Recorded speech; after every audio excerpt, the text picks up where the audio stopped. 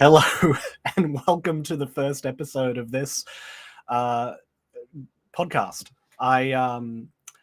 It's been a fascinating lead up to what we're doing here today, and I just want to thank you for joining me.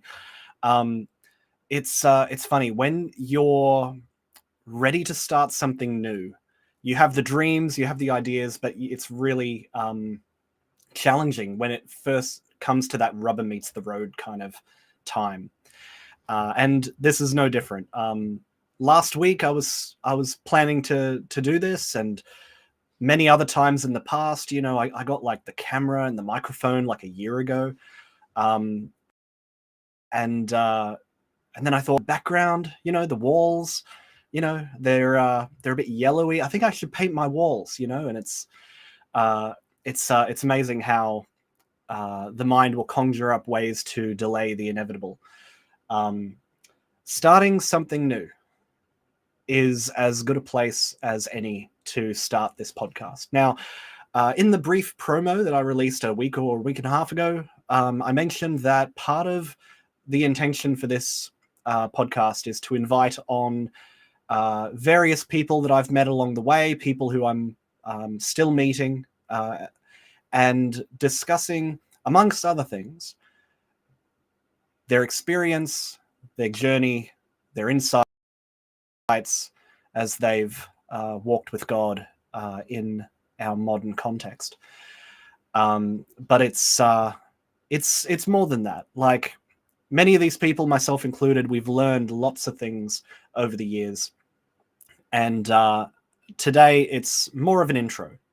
I think many of the people I would ask to join me here, they're kind of like, oh, I'm not sure about stepping out. And I know exactly what that's like. I've been sort of standing on the edge of this cliff for a year or two, saying, oh, I'm going to start a podcast. But you know what? You're never ready to start a podcast. It wasn't until just a week ago when I started, actually taking steps that this anxiety started rising up inside of me. And I thought, oh, that's what this has really been about. It's not been about painting the walls. It's not about getting the right equipment, although all that stuff can help along the way. Perfection is a poor substitute for protection. And it doesn't matter how perfect you are. And so what we're doing is today, biting the bullet, jumping in both feet. There's no way to get around that anxiety that's secretly tugging you from behind to keep you safe. This is it. I apologize for the just the haphazard nature of this. Season 1, as best as I could understand it, is going to be a time of adaptation. It's going to take some time to get used to talking to a camera instead of a real person. If you're watching this on YouTube, there may be opportunity to chat in the comments, but again, I'm still learning the technology, which has been a huge obstacle. Oh no, the technology, it's so complicated. I don't know what I'm doing. It's like, okay, well, maybe you can just sit on the side and not do anything for the next year. Now, I don't know how many of you have sort of had those sorts of dreams or ideas in your mind. It seems so clear, but when it comes to actually putting one foot in front of the other, taking risks, spending money, it's like, oh no, I want to hold back a little bit. Now, where I am at the moment, not like geographically, but I've just graduated from a counseling degree. I just finished my master's, and it was exciting, and it was a whole adventure. And then you take 2 steps out off campus and realize, oh, I'm on my own now. I have to make the plans. I have to set the curriculum. I have to decide where my time needs to be allocated. And it takes some adjusting. It's not just about the tasks in front of you. It's about taking on the necessary responsibility of adapting yourself to the challenges that lay before you. Anyway, so with that said, welcome. Thanks for joining me. For those of you watching live and those who are watching later, I hope these episodes get a little bit better as time progresses. But I thought, as well as giving you some insight into where this might be going, and to give you some insight into who I am. I haven't spent a lot of time with my face in front of a camera. But yeah, for those of you who haven't met me, my name's Andrew. I've just graduated with a Masters of Counseling. I've grown up in the same town that I've lived in, like, well into my 30s. And it's been an adventure. And I'd like to tell you a little bit more about that. So, let's begin. This is the video I'll be looking back on and saying, oh, wow, haven't I improved since then? Okay. So, where we are now. No, let me start with where this began for me. Okay. Now, I grew up in the Seventh-day Adventist Church, but a unique corner of the Adventist church worldwide, and it seems during a particularly progressive period of time as well. So I benefited from a lot of amazing people who were sort of leading things 20 years ago. Grew up in the church, grew up going to church, having the same cohort of people who I didn't know a great deal, but, you know, we'd play games and we'd do these Bible lessons together, and we'd go on social activities, and also went to a Seventh-day Adventist school. And that was very much my world for a very long time. But you know what? When I was about 17 or 18, I started questioning things. And if you know anything about, adolescent development, that's exactly the time you should be. The mindset and framework that you develop growing up is meant for a child. The process you have to go through to make it your own, to internalize it, to flesh it out and make it more deeper and more relevant to everyday life, is a process of deconstruction, of doubt, of wrestling, of investigation, of testing. And so that's where I began. I started looking around and thinking, we sing all these songs that seem so lofty and amazing, but I don't really see that which the songs are about. And I started questioning, like, I thought there was meant to be this sense of community here, but I'm struggling to connect with that. Not for lack of trying. There was lots of activity going on, but genuine connection, that was tough. I remember going to this Sabbath school meeting. It's a large room, so many people, they had to put their chairs up against the wall and sit in one large circle. And I didn't know anything at that time. I was barely out of high school, maybe. But everyone was sure. Different people were sharing their opinions. The more boisterous ones were saying what they thought and about some theological thing. But it kind of grated me. It was just a lot of opinion, a lot of angst, a lot of argument. And it wasn't every day like that, but it was like that night. And I remember going home and just pressing into God, actually kneeling down at the foot of my bed because, why not? That's what it looks like in all the picture books. If you're really connecting with God, you get down on your knees and you pray. But I was upset. I thought, I need fulfillment. I need this to be better. I need this to be more than just sitting around and arguing opinions. And I told God, look, I don't care about the diatribe. I don't care about winning arguments. I'm not interested in all that stuff. I just want the truth.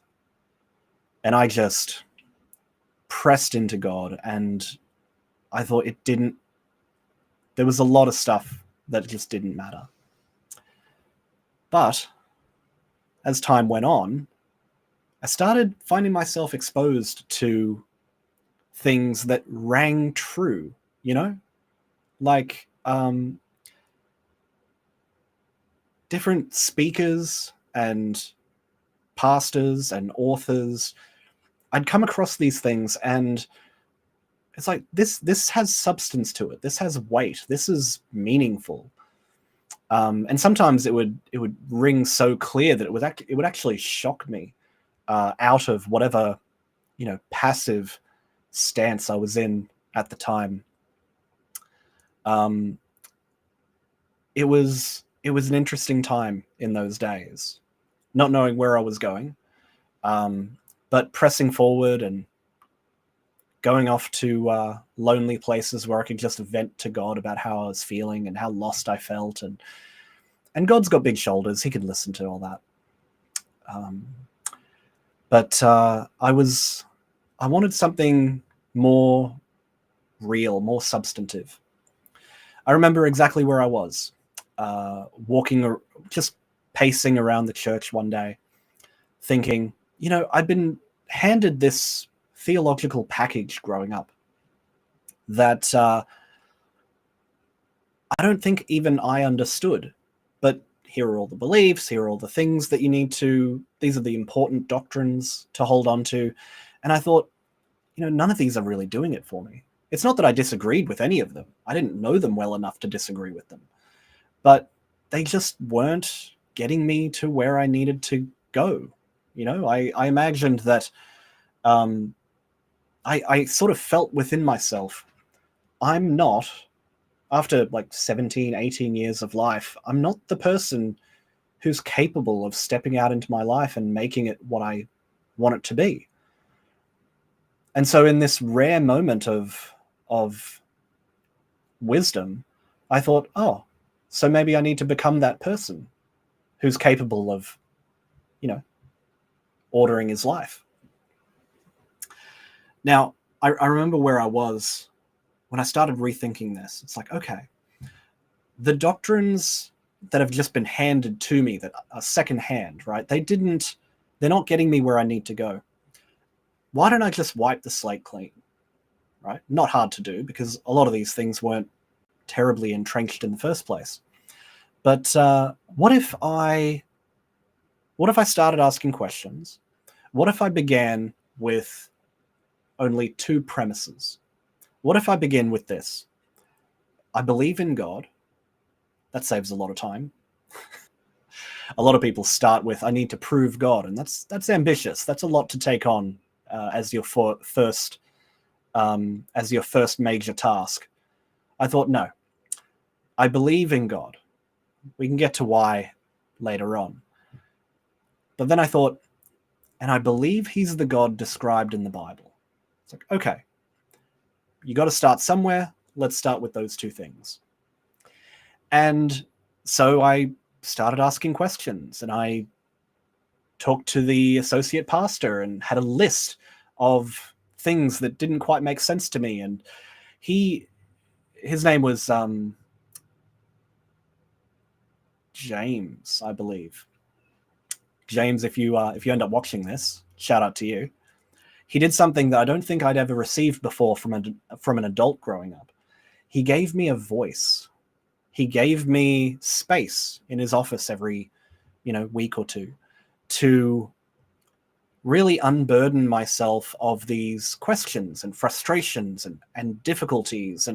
And he did a rare thing. He listened and he affirmed what I was going through, and we talked about it. And I think that was the first time I had kind of an older person stepping into the role of mentor, who wasn't trying to educate me from top down. He wasn't trying to instruct me as someone who ought to follow.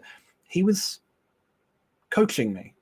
He was validating what I was sharing, and even said once, man, we need to write down some of these questions, because some of them seem to reflect what I expect a lot of people your age are wrestling with.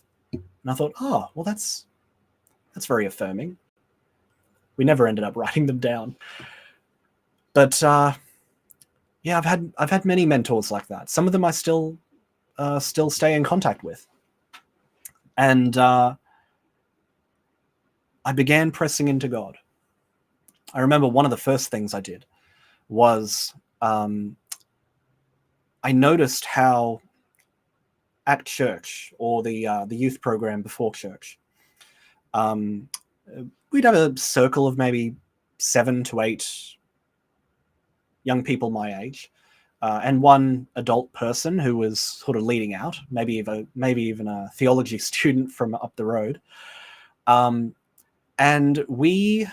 what did we do? It would begin with, okay, who would like to pray? Now, of course, no one wants to pray. Everyone made their best impression of the wallpaper, just sunk into their chairs, like, oh, just don't look at me. And I'm actually looking around and watching this happen, right? Everyone's sunken into their chairs. No one wants to volunteer to pray. And I thought, well, that's interesting. And then, and so eventually he gets tired of this and it's like, why don't you pray, right? So he volunteers someone who was reluctant, and he's like, okay. So everyone closes their hands, and the person prays, "Dear God, thank you for the sunshine and the trees. Thank you." And I'm listening to this thinking, I don't think we know what we're doing. Now, for some people, they really are thankful for the sunshine and the trees, and okay, fair enough. I don't want to disparage that. But the sense that I got was, when it comes to connecting with God, we actually don't wanna. And it was uncomfortable. And we were running through a format that not all of us was on board for. Not each individual, but like parts of us don't want to step out. So that left an impression on me. I thought, okay, I'm going to go away and think about this. And I thought, you know what? I only pray when we say grace in front of a meal or during a church program of some kind. And I thought to myself, I think I'm going to stop praying entirely. No saying grace, no praying as part of a group, even if I'm asked. That was strange. Andrew, would you like to pray? No, I'm good. So what are they going to say? My resolve was this: I'm not going to pray unless I want to. Unless I feel like I've got something I want to pray, something I want to say to God. I called it the rule of betrayal at the time. I thought of it like intuitively in my own mind, it made sense that like if the secondhand and formulaic thing that you're doing isn't getting you where you need to go, maybe it's time to put that thing down and try something more genuine, more authentic, more that's sort of intuitively coming out of you, and sort of tending to that instead of an outside-in approach. And something really interesting started happening. I was praying all the time. I had lots to say that I didn't know. And this is about the time I'd go out to a park or the lake or a walk, and I'd start praying about what's going on, what am I wrestling with, what am I frustrated by, what do I want in the future. All of that stuff started coming out. Now, there's an interesting dynamic that we talk about in counseling, and that is part of growth and healing and maturity is making what's unconscious conscious. Now, that could be done in a number of different ways, but in my case, early on, it was really just starting to relate to God as someone with big shoulders who was present, who desired to listen. And I didn't have a lot of people who cared to listen growing up, but I could share anything I wanted. I could share my anger and my depression and my confusion and my... Yeah, it was wonderful to have that friend that I could go to at any time.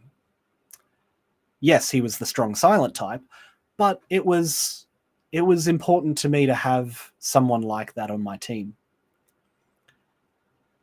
I remember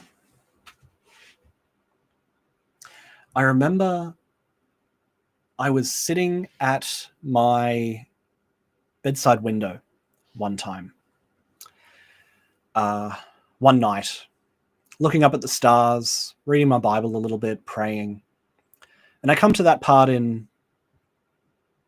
the New Testament, forgive me, I forget where it is, that lists all the spiritual gifts. Now, religious people love the spiritual gifts. We love this list of superpowers that you might be endowed by. Everyone wants to check them like they're a personality test. But it was just me. I didn't have a lot of those outside influences at the time. And I'm reading through this list, and I'm thinking, which one do I want? Like, I'd never even considered this before. You ever wonder what drove you to do something at a time that later turns out to be significant? So we're not always in control of our own thoughts or the inclinations of our momentum. Anyway, my first thought was wisdom, right? Solomon prayed for wisdom. But I immediately dismissed that out of hand because I didn't want to be a copycat. And I thought later, that is a strange thought to have, right? I'm not gonna pray for wisdom because someone else prayed for it, so I'm gonna go somewhere else.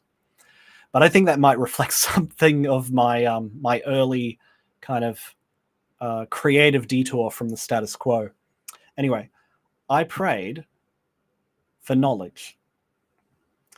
Now, part of it was driven by the fact that I didn't feel like I knew anything, not only in the biblical sense or theology or any of that stuff, but just generally speaking. I went to a private school, Christian school, grew up, went to all the classes, did what they put in front of me, but I didn't feel like I really knew anything. I also suffered from a reading difficulty for most of my life before it was ever diagnosed. And so I'd read like 3 pages and get fatigued. I couldn't even engage with, much of the stuff that I would have liked to have excelled at school. But I prayed for the gift of knowledge. And I was trying to read at that time. I picked up a couple of different books and slowly kind of pushing myself through them. I had these special colored lenses that I would wear. And then something really interesting happened. I remember we were at this sort of youth group get together at someone's house one Friday night, soup and buns type thing. And a few of us were just sitting around in the lounge room, and that thing started happening again. People are arguing. People are sharing their opinions on some spiritual or theological idea. And I didn't really feel, I never really participated in those a great deal, because not only did I not know anything, but I was also very shy at the time, very inhibited. I didn't feel confident stepping out. But as they were all talking about something, I remember seeing in my imagination a paragraph from one of the books I was reading, and another paragraph from a different book, and then a conversation I recalled having earlier that week. And they all converged in my mind. And I thought, so I said it.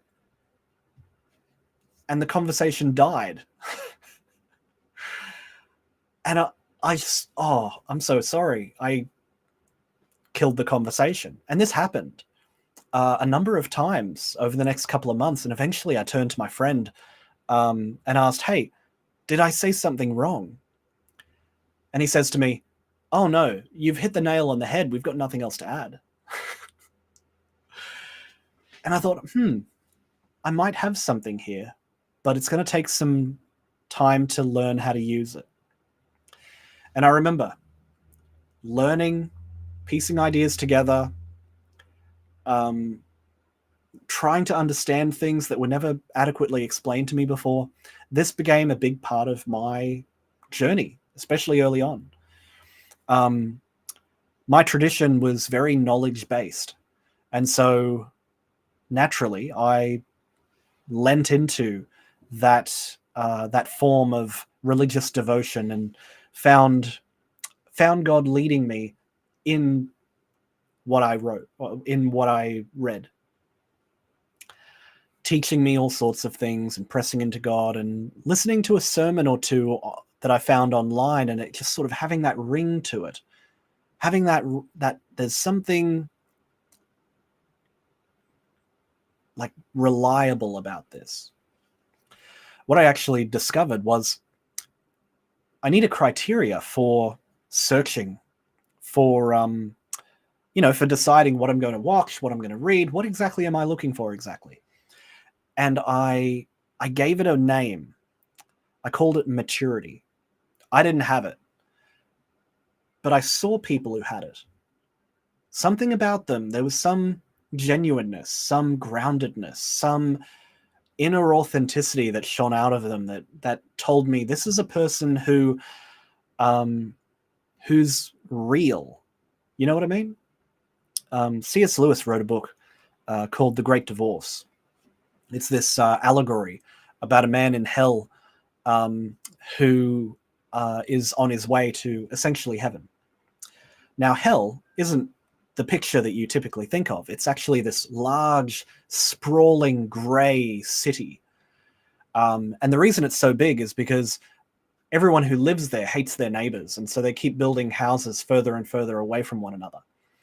And the character in the story starts off getting on a bus in order to leave this city. And after they leave, he looks behind him, and this once enormous metropolis turns out to just be a little hole in the ground, little tiny hole in the ground, once you get some perspective from it. And eventually the bus reaches a point where they need to get off and walk because they're heading to the mountain.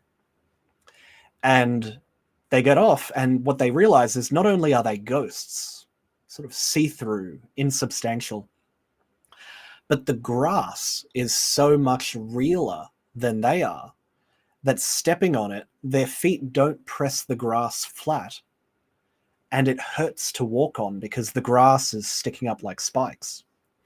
Their guide says, you have to keep walking. The closer you get to the mountain, the more real you'll become, and your body will be heavy enough to press down on the grass. But you have to get through that painful stage in the beginning. Who doesn't love C.S. Lewis, right?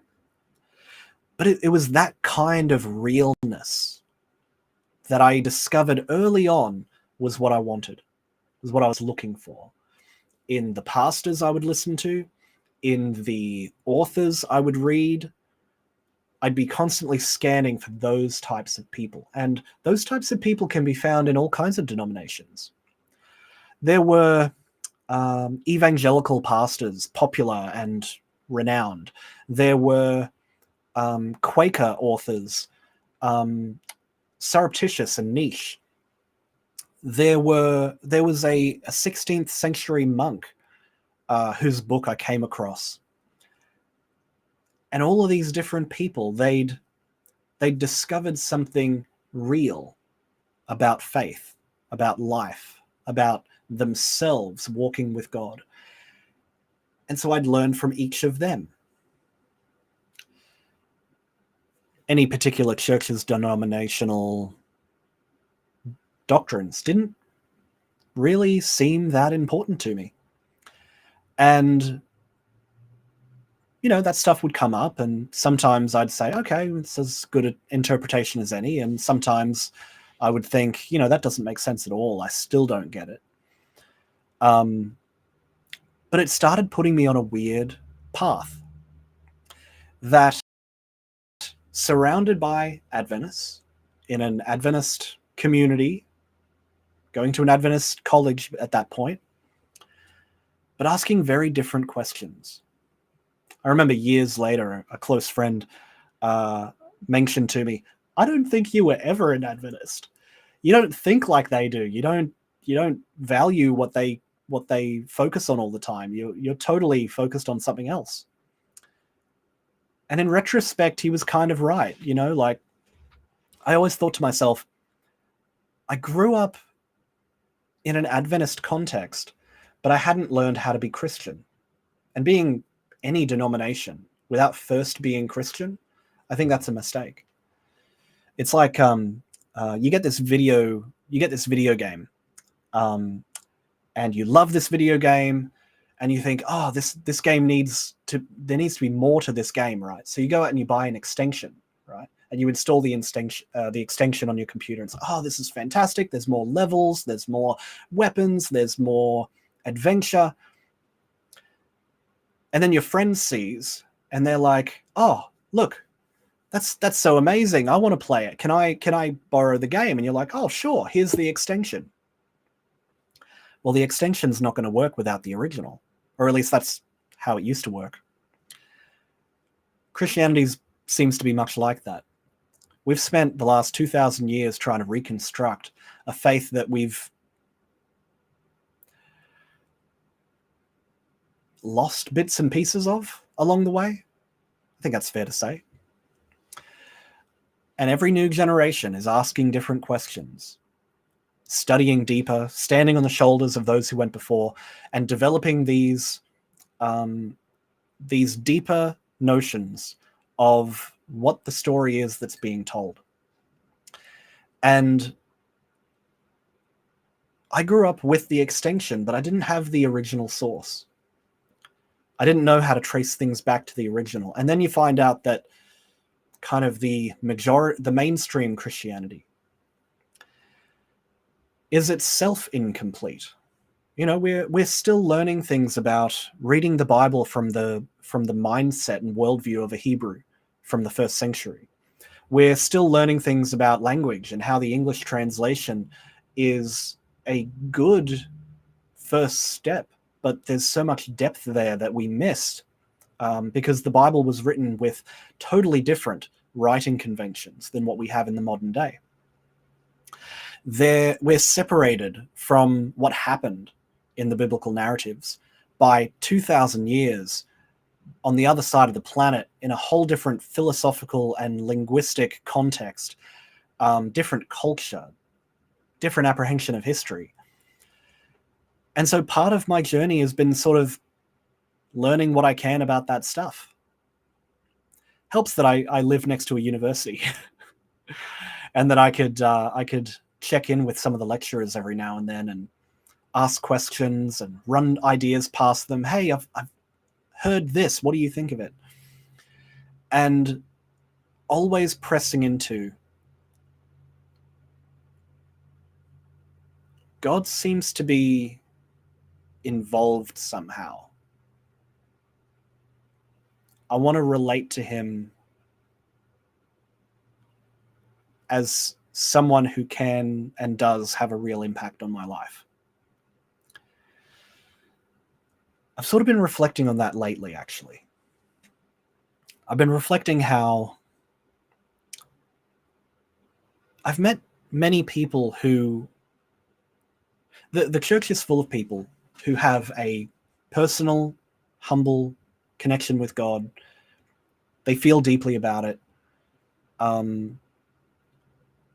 believe it's real. But we don't have a lot of material on how to develop that, how to unpack that in a larger way. Like, read your Bible and pray seems to be the extent of the advice that we're given. I remember when the notion of your relationship with God is the most important thing first came out as a catchphrase that people would repeat. But honestly, I don't think they've really looked any closer at that. We all accepted it as an axiom that was true, but we didn't really know what it meant we didn't really know how to implement it. But what I've found over the last, 17 years, I guess, has been that I've gotten to know amazing people along the way who are on a similar path to myself, pressing into God, wrestling with things, studying their Bibles, doing research, trying to find their own path through life.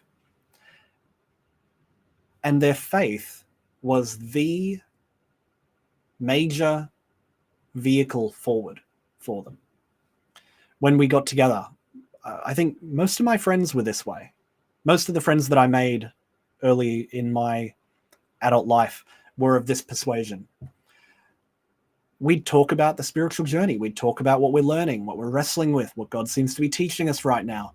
Sometimes these serendipitous things would happen where we're talking about the same thing, but from different perspectives, and able to support one another and encourage one another. And I thought to myself, man, why don't I get this at church?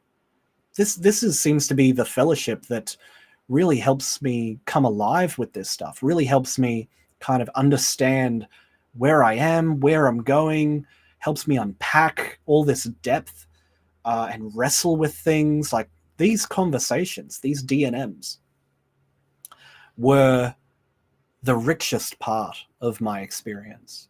And I continue to remain thankful for those people who I've known along the way, whose paths eventually diverged from my own. You know, people get married, they graduate, they get jobs, they move away. Life continues to happen, and I'm still here in the same town. But those were the most foundational of my experiences, and it kind of kept me anchored along the way. I've learned an awful lot, not just from books, but from experience. And there came a tipping point, I won't get into it this time, but where I really started taking more risks with God and stepping out. And God would show up in various ways, you know, little encouragements here and there, coming through when I felt stressed and lost and surprising me.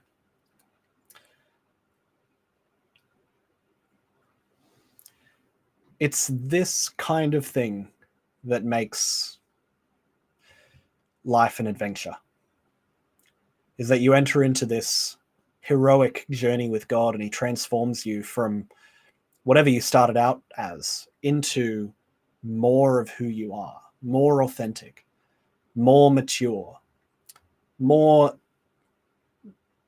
aligned within yourself. And I found that not only did I benefit from those who were older than me on that journey, able to speak into my life in insightful, encouraging ways, and also peers who were on their own journeys, but we recognized within one another that same spirit of adventure with God. Eventually, I started meeting other people who saw in me that same quality, and they came to me for advice, perspective, that same encouragement. And you know, I've not always been good at giving it, but it's been a real honor to be positioned in people's lives like that. And I found myself more and more able to help, more and more able to communicate at people's levels, more and more able to sort of impart the valuable things that I've picked up from others. And you find that you enter into this network. You don't always know everyone in the network. You only know the handful of people that you're connected with. But those people are connected to more people. And I thought to myself, man, what if the body of Christ in the Bible is actually talking about a network?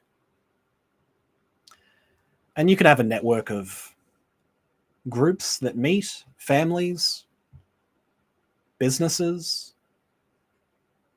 communities of like schools and churches. Like they're all part of this intricate network, this tapestry that's woven together. But it was really meaningful to be a part of that, to continue being a part of that now, to be able to extend something of that in this context. That's part of my hopes for this forum as it evolves, as I bring more people on to talk about their experiences. You don't have to just listen to me all the time, where I'll be also sharing some things that I've learned in greater detail. Who knows what this thing becomes, but for those who've stumbled onto this, thank you. It's encouraging to have at least some audience. And maybe part of why you've listened, to the end like this, because, we're getting close to needing to finish after listening to me ramble. It's maybe there's something about this that resonates with you. Maybe you're already one of these adventurers who has a community around you, who are pressing into God, who resonate with God's abiding here-ness. And this is a place for the wanderers, for the pioneers, for the outcasts. I know what it's like to be all of those. And maybe we can together brainstorm ways forward. Maybe together we can help provide resources to those who are just starting out and could use some encouragement and some direction. Use it to extend this relational, existential, personal dimension of faith as it manifests in those who've been journeying with God for a long time. Maybe we can extend that to people who are still trying to tap into it, or who've run into various obstacles there that are difficult to navigate. That's my hope, is to shortcut you a decade of the journey that might have been spent struggling, and that we can continue raising people up on our shoulders to go further than we could have. It's a different approach. It won't supplant what came before. What came before has been around for centuries. This is about moving forward. This is about providing the church with an additional resource to help deepen what already happens there and to go beyond it. We are all part of the same body. And I think parts of us have been suffering because we've not... Okay, fine, I'll say it. When I considered going into counseling, I thought to myself, I could go into counseling or I could go into theology and ministry, because I loved theology. I love ministering to those people I'd met in my life. I love going to church and preaching sermons and lessons and doing Bible studies. Like, I loved all of that stuff. But when I reflected on my own journey, the difficulties that I wrestled with deep inside, that the church really didn't know how to help, I thought to myself, you know what? Maybe the church has enough pastors who are all trained the same way to do an important job to keep the whole thing going. That's not me. Maybe what the church needs is a therapist. I don't mean that to be disparaging, but revival is a disparaging notion when you think about it. I think many people look around in church and they say, oh, we're Laodicea and, we need revival. Like, many of us sort of will accept that as an idea. But the thing about revival is for those who are dead. You don't revive someone who's fine or who's doing just okay. Revival is for those who've died. And Christianity is a faith of perpetual death and resurrection into new life. It's a seasonal thing. The autumn leaves fall, winter comes, and then there's new life in spring. This is the way of the world. But I thought to myself, there has to be, again, this is sort of me going off the departing from the status quo in a way. But I thought, man, everyone who goes to church is listening to the same sermons. Everyone who reads popular books, they're all reading the same books. Everyone who studies to become a pastor, they do so with genuine intent, but they all get the same training. My contribution isn't worth anything unless it's different, unless it brings something new, some additional thing. That's... And so I thought, okay, I'm going to study counseling. Now, here's the interesting thing. When I started studying counseling, I did so on the basis that many of my friends who had been journeying with, we all seemed to be encountering the same difficulties, the same kind of... We hit a plateau, and they all seemed to be struggling with something. I was struggling with things. I didn't know the term complex trauma at the time. I just knew that whatever it is we were wrestling with, it was above my pay grade. And I thought to myself, okay, for myself and for those I journey with, I think I should study counseling just to fill in the gaps of my knowledge, at the very least, And an interesting thing happened when I started studying counseling. It was as though everything I was learning was getting filtered through the lens of my spiritual journeys and my deep conversations with friends and these wrestlings and these exegesis into the Bible, and what I was learning in counseling class was sort of going through that mesh, and I'd make these connections. I'd start hijacking all of my essays to explore these little tangents, to explore how does the biblical concept connect with its psychological counterpart. Now, after like 5 years of doing this, a lot of these ideas seem to make sense. It's like when you learn a profession, you learn a whole system of thinking and understanding and being aware and critiquing. Just like, if a farmer came to read the Proverbs and the parables, they would see things that the rest of us missed. If someone was Jewish, they'd come to the Bible and pick up on things that many of us would miss. Studying counseling, psychology, human development, different theories of the mind and healing, it's helped me recognize things in the Bible that I just continue to be amazed by. And once you see it, you can't unsee it. So part of what I'll be sharing is some of the little things I've been learning, how they've been so helpful to me. And hopefully in the next couple of weeks, I'll find one of these friends who are brave enough to get on this channel and have a chat with me. But this is the place. It's about time that some of these conversations didn't happen in private, didn't happen in secret, although there's time and place for that. It's time for us to bring this stuff out into the open. And not everyone's going to like that. That's okay. There's room enough on this planet for all of us. I'm not doing anything contrary to the status quo. I'm trying to do something in addition to the status quo. But that's some of me.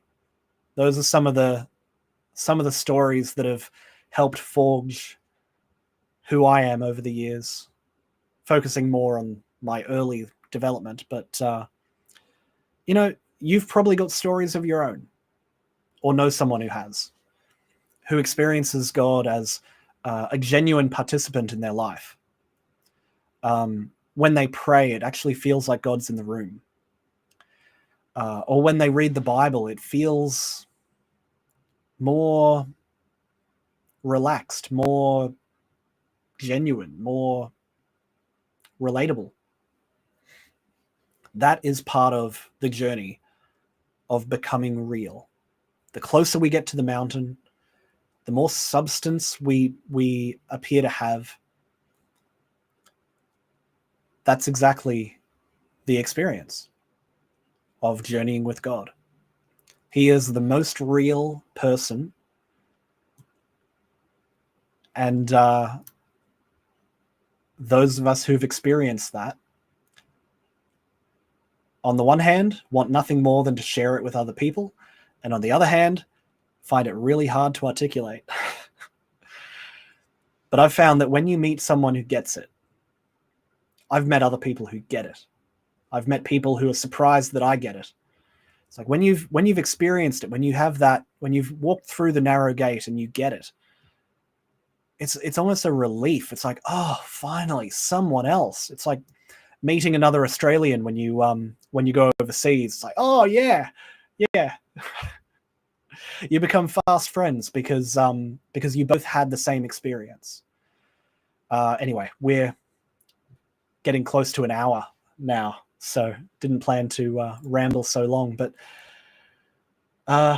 in future, this will probably get more intentional. I'll try to prepare a few notes and have something important to focus on. But in the meantime, while I'm taking a run up like that, you got episodes like this where you get some sense of me and the world that I live in and the experiences I've had and the kinds of things that I've thought, man, why don't we talk about this more? I think I think to myself, I think back to when I was like 17 or 18. I had no idea. You heard these stories about missionaries overseas 50 years ago who had some magical experience in the islands, and that's God doing things in the modern age. It's like, it's not very modern, and you kind of have to travel to another country to be exposed to it. It's like, nah. I think God manifests differently here. It's not so much about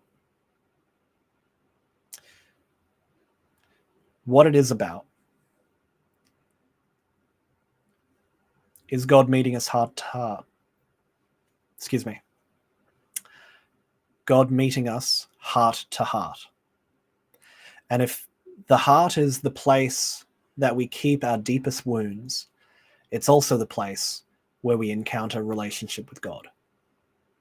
So I'm looking forward to unpacking what a heart-based faith looks like, what a relational faith looks like in connection with other people walking that same journey, and where there's no separation between the adventure with God and your own life in the world. Okay. That's about it. Thank you so much for watching. I appreciate you. Stay with us. I'll be back again same time next week, and we'll see where this goes. It's a marathon, not a sprint. I want this to grow from an authentic place. I want this to be continuing in the right spirit, and because of that, it's gonna be a little messy. I hope you that's okay with you. It'll be a little messy. We're just going to see how it goes.